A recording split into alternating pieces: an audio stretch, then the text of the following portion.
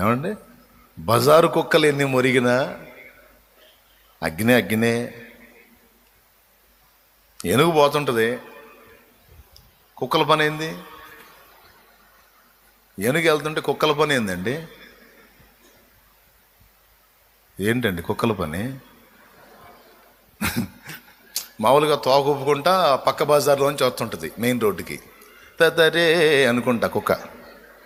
సడన్గా ఇంతలా ఏనుగు కనపడేసరికి ఒక్కసారిగా మూలుగుతో పరిగెత్తి వెనక్కి, సత్త వతుకు వెనక్కి పరిగెత్తి, వామ్మో ఇదేంది ఇంతలా ఉందని బౌ అని అరుతుంటుంది. ఇక ఇప్పుడు తగలలేదా మీకు?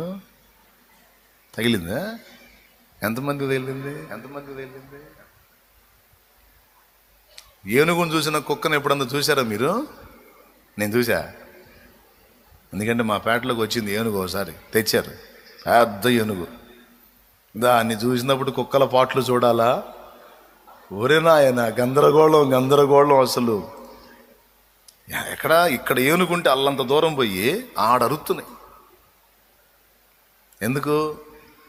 దాని కాళ్ళేంది అంతలా ఉన్నాయి, దాని తలకాయేందంతలా ఉంది, దాని పొట్టేందంతలా ఉంది, దాని ఆహార్యం దెబ్బకు అదురుపోయి అమ్మో ఏదో వచ్చింది మనల్ని గాజేయటానికని కాపాడండి మొర్రో నరుతుంటాయి అనమాట.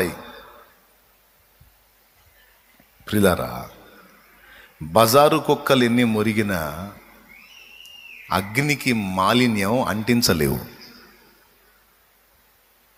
అలాంటి బజారు కుక్కలు నిన్ను చూసి అన్యాయంగా నింద వేసి మొరిగితే వాటికి ఏం చేయాలా?